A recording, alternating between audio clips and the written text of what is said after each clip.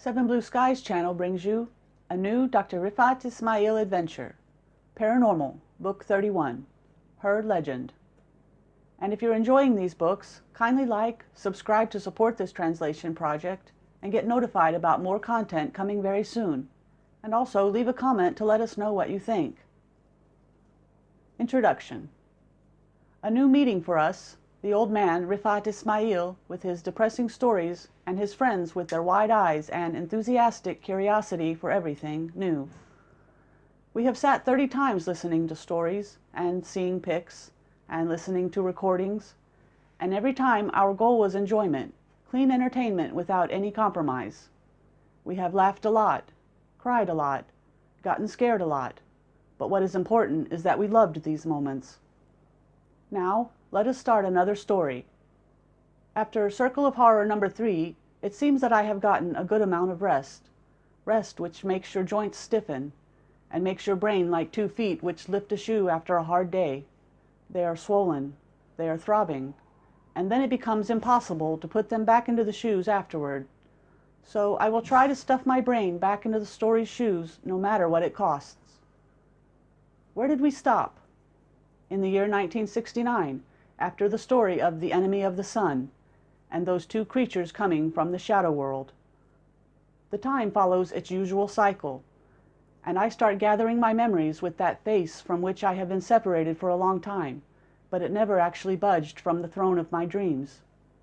She never gets old, as if she was just created. She is the owner of everything new. She knows everything about me, maybe even more than me. She is the eternal mother, and the eternal friend, and the eternal sister. She is the love which does not wait until you call it love, because it is already there. She is always another one, and she is always herself. So how? This is Her Legend. 1. She's coming. Her legend is that she is her. It's October. There are 1,000 reasons which make me hate the spring, the least of which being that it warns of a romantic disease we don't find in any other season, the spring eye disease. That's why I love the fall.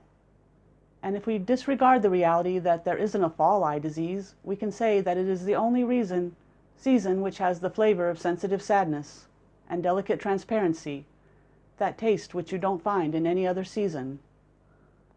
That morning I had nothing to do. I was on a short vacation, and I had read a pile of letters which I found in my mail, except for maybe 2 or 3 letters. That's why I had decided to clean my apartment a bit, to turn it from a rhino's den, if rhinos had a den, into something fit for human use. There is a woman in her 50s who comes to clean my apartment twice a week. Her name is Ahmed, or Hassan, or something. What's relevant is that she is a hag, and that she steals lard from the jar, and then, the worst thing, that she does not come regularly. Sometimes she is away for a month, but anyway, she never dies. Ozit insists on calling her the housekeeper, and it's a name which suits Lord Mountbatten, but it certainly doesn't suit Hassan. Anyway, we should not forget that Ozit is the one who found her for me, and she steals the lard from his apartment just as she does from mine. This something didn't show up, so should I leave my apartment as is? Surely not. I started sweeping the tiles, washing the sheets, spreading the dust in an organized way so as not to pile up in the same position. Also, I lit the stove and cooked some eggplant and boiled the milk. I put it on to boil. And here, I come back to say that milk is such an inspiring liquid. Don't you see that as I do? As soon as you put it on the stove, your memory activates, and you start thinking of thousands of genius ideas, and you remember 1,000 appointments you never made, and phone calls you never made. The important thing is that everything invites you to forget the milk on the stove, and you regain your senses only to find a white volcano spewing its lava, and realize that you are late by a couple fateful seconds. But I will be careful this time. But leave all this aside, and let's move to the important part of the topic. As I said, I had found a couple of letters in my mail which had stayed back from the pile of letters I read. One of them was in an elegant handwriting which I know well. As for the other, it was in English. I did not need a lot of intelligence to realize whose hand wrote these lines. It was Maggie's handwriting. My heart dropped to my feet. I felt goosebumps invading my body. 5 full years, Maggie. I know nothing about you at all. You were always there, even without seeing or hearing you. And I opened the letter. Inverness-shire, 9th of September, 1969. Dear Rifat, I was glad that you are okay, and still playing the role of the legend hunter as you should. I am sending this letter to your work address and your home address, hoping you haven't changed both addresses. I think both of them are correct, because you're not the type who quits his job or gets rich suddenly and buys a new home. What I wanted to say is that I have a huge surprise for you, but it won't destroy you. I am coming to Egypt for a quick visit on the 24th of October. Please call me to know my flight number and its arrival time, as I don't know your phone number. Until we meet, keep yourself alive.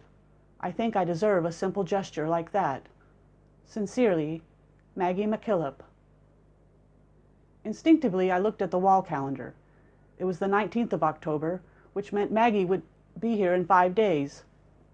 I popped a couple of nitroglycerin so that I wouldn't die. Kulthum's awesome song, As If Tomorrow I Would Meet You, is a very good expression of this situation, on how longing turns into fear, and then into horror worse than the horror of all the werewolves gathering. And here the disaster happened. The smell of the burnt milk filled my nose. It had spilled over the stove, and nothing was left in the pot to even feed a cat. Did I not tell you it's an inspiring liquid? I left all this, got dressed, and went to the telephone central and waited a century until my phone call came from Inverness-shire. It was her voice seeping through the telephone wires and the static electricity storms. But it was her voice. Maggie, Don't say anything, poor man. I know the price of these phone calls. I'll arrive on 24th of October at 6 p.m. on flight number... That's all. Bye-bye. And the phone call ended. Still very practical, this girl. I had several things to do simultaneously. A. I went to the hotel and booked a room in her name. This financial liability is destroying me, but a human doesn't live by money alone. B. I went and bought a chic suit, a tie, and 2 shirts. I know the blue suit still does its job and makes me look gorgeous, but it is starting to wear out a little bit. Don't you see that with me? Also, I wore it during my visit to Scotland 5 years ago.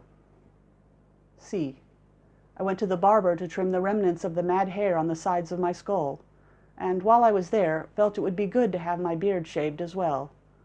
And I stared in misery at this face which stared back at me from the mirror in equal misery. I'm pretty sure there's not enough time to do cosmetic surgery or hair implants, but why worry? Maggie said it one time. A woman loves a man not because he is the strongest of men or the most handsome or the richest, but because it's him. Don't you get it? Because it's him, with his weakness and strength, with his skinniness, with his asthma, with his narrowed arteries. Oh, how lovely you are, Maggie, you beautiful philosopher. This is the kind of opinion I like. Strangely, believe it or not, when I thought of this, I felt beautiful. My face in the mirror became more handsome. It seems like Ilya Abu Mahdi was right. It seems that ugliness is just a feeling of ugliness. D. And it's okay, of course, to prepare a touristic outing. The pyramids, the Egyptian Museum, Alexandria. But no, my budget can't handle Luxor and Aswan. Please, in front of Maggie, let's act like they don't exist, or that I have never heard of them. But while preparing all this, I kept wondering why she was coming. Why did her letters seem short and her talk reticent? Is everything really okay? Her father, Sir James MacKillop, had died 2 years ago. I read the news in one of the hematology journals, and I knew that, after that, I would never again see my amazing, white-haired, bushy-eyebrowed professor with the long sideburns, the polite, aristocratic man who was full of confidence and science. I tried to call him twice, and I sent a letter. I don't know if it reached him or not. And then I forgot all about it. Surely Maggie also has improved. Did she get married? My information says that this did not happen. It seems like her engagement had failed for reasons which do not involve my envy and sadness. And that simply means she is alone, like me. Alone like a Siamese spider fish or a snake in the basement of a palace. Crazy hopes jumped in my chest. Tomorrow carries a lot of promises. While pushing away the blonde hair from his face, little Ismail tells her as she peels onions, mucus covering her face, "Because he looks so scary, Mommy. Sometimes I think he's a human eater." "Don't worry," she replies. "Your dad thought the same thing one time. Come here." The daughter of Sir James MacKillop was cutting zucchini and onions, awaiting her beloved husband, Rifat Ismail, to return from work. And I awakened from the daydream. Maybe because of this fly that landed on my neck. So I returned to my senses and my questions. Why in the name of God did she suddenly decide to visit Egypt? And, of course, I didn't know that her visit promised terrible days for me. Days worthy of telling you. 2. She's here. She changes every second, like a waterfall. And at the airport, I stood trying to prevent myself from fleeing like a bunny. I first noticed the baggage cart carrying 2 bags. Then I saw mad strawberry blonde hair and black sunglasses. And then I started realizing that I was looking at a fragile, delicate lady. She can walk on grass without bending one blade. Only one woman in this world fits this description. In confusion, I rushed over to help her. But in a rushed, formal way, while pushing the cart, she said, "Hey, Rifat, is your car nearby?" Breathlessly, I took over pushing the cart and pointed in some direction, saying, "How are you, Maggie?" "I'm okay, Rifat. I'm okay." She sat next to me in the car. How strange are the years. Whenever I see Maggie, I feel like I'm starting anew. Here she is, a tourist who has nothing to do with me, a bit reserved, rather cold. Is this the same girl who begged me to stay with her as we stood that day in her father's manor? I was waiting to leave with him for Edinburgh. Seconds of silence as she regarded the airport road from the window. Here I realized that a big part of her coldness was because of that despicable invention, black sunglasses.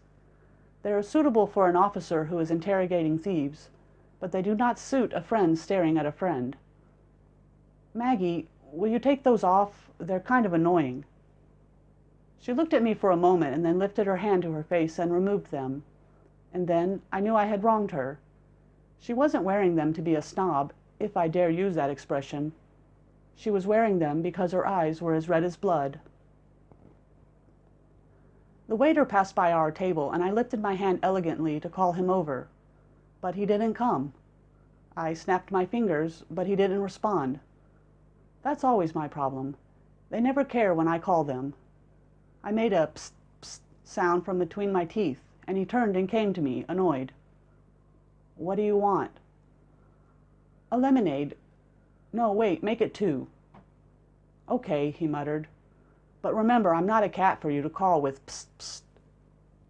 My ears reddened as he moved away. Luckily, Maggie was oblivious to the situation as she was busy opening and closing her sunglasses repetitively, absent-minded. After a second, I asked her, "Is it you and Fraser?" With eyes tearing up again, she looked at me and mumbled, "Yes, he was always around, trying to prove to me that I need him. And in the end, I accepted his engagement. But our first impression about people is usually right. Fraser is a big clown. He amazes you at first, but you end up finding him empty inside, and a bastard. And we had to separate." I didn't imagine for a second that he is. "Neither did I," said Maggie. "But loneliness and fear of tomorrow makes a person do very strange things." The lemonade came. She took a sip from her cup and put it back on the table, making a loud crack. And she continued, "I was swamped with my research, and then suddenly my dad died, and I became very lonely. And, of course, Mr. Rifat never called me or sent me a letter all these years." For the second time my ears reddened, and explaining, I said, "Your last letter was so dry. You said you got engaged, and I felt that meant there was no respectable place for me in your life. Also, I felt that you were kind of gloating. I don't think you blame me for that." "You said you would remember me forever," she said. "Until the stars burn out, and until—" And here the tears started falling from her eyes again. "Dear Maggie, I'm used to you being the stronger one, the one who knows what to do. Your soul is heavy with sadness and wondering now, which puts me in a state of confusion and helplessness. When the taker is asked to give, he gets scared or timid. Since when does the sun ask us for warmth?" And I went back to looking at her. Same golden hair, same wide blue eyes, but something is not as it used to be. And by that I don't mean the years are affecting her, because what time does to Maggie is only protecting her, dusting the dust off of her. Maybe after another 30 years she could look like she's 40 years old. Maybe. After a while she asked me, "Can we go now?" Taking out a pound note, I put it under my cup and rose, saying, "You're right, the traveling must have worn you out." And instinctively she linked arms with me while we left the place. I felt very strong kindness filling my soul. I can still give this solar eclipse some warmth. "Am I staying at your apartment?" she asked. Smiling sarcastically, I said, "We're in Egypt, not in Edinburgh. I've reserved a hotel room for you." "And when will I see you again?" she asked. I gave her my phone number and promised to pass by her at 10 a.m. after she had spent a comfortable night, and tomorrow she might be in a better state. In the lobby of the hotel, she fidgeted with her room key and told me, "Don't be late, Rifat. I need you." "I won't be late, Maggie. You can bet on it." The pyramids shone in the charming light of the high sun. Around us roamed translators and those kids with their horses and camels. "Camel, mister? Horse, mister?"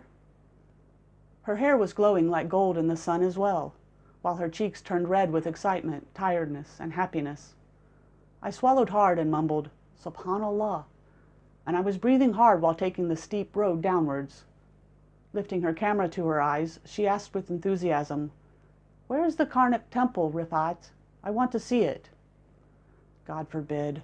What had reminded her of that which I was trying to make her forget? Those touristic flyers say too much. "The Karnak is hard to visit nowadays," I said. "The high dam, as you know." "I thought the Fiala temple was the one," she started.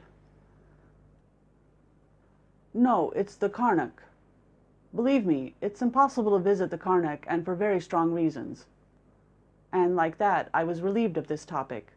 But she continued to speak of the Ramesseum and the desert temples. The problem with Egypt is that it is really full of monuments, and it's impossible to see it all on a budget unless you are a millionaire or a tour guide. Anyway, the day had passed in peace, and thank God for that. We sat looking at the sunset as if it was a scene from a silly Egyptian movie. I didn't forget for a second that I don't look like a knight in shining armor, but who can say that as long as she and I are happy? She asked me how I had been all these years. I told her about Hueda and all the horrors I had lived since the zombies surrounded our car, up until Ashta left my home, while she listened between denial and belief. Then, while staring at the sun, she said, "I heard what happened to Tabitha and her husband. They tried to fool me with a phony story about Medusa's head, but I didn't swallow it." And as the sun turned totally pink, she said, "She was a talented devil.